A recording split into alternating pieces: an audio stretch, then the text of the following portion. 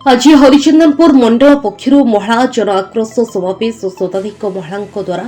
हरिचंदनपुर ठारे शताधिक महिला द्वारा जन आक्रोश महिला समावेश अनुष्ठित हो जाइछि। मंडल सभापति मनोज महंत तत्वावधान मंडल सभानेत्री जुलता साहू, जिला सभापति सुखदेव महंत और जिला साधारण संपादिका यशस्विनी बल नेतृत्व में शताधिक महिला एकजुट हो जन आक्रोश समावेश संरक्षण विरोध कर घूण राजनीति करुवा कांग्रेस, बीजेडी, टीएमसी, समाजवादी पार्टी भली राजनैतिक दलगुड़िक समालोचना करते जिलार अनेक प्रमुख कार्यकर्ता जोग देते।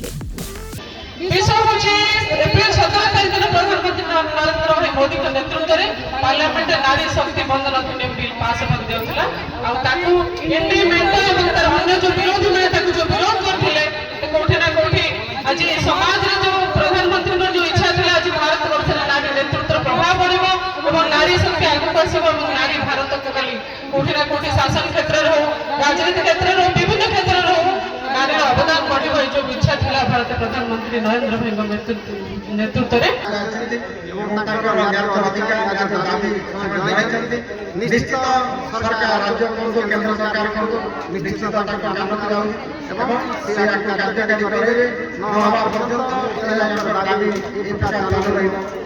निश्चित भविष्य प्रधानमंत्री विरोधी दल प्रत्याहत करछथि केमिति बिल पास ହେବ से विषय हमर मां माने आज ए रैली आरंभ करछथि। तेणु मु चाहूछि ए मां मानकर अग्राधिकार जेमिति आम मानक फेराई दिया जाय। Bureau report Sabuj news.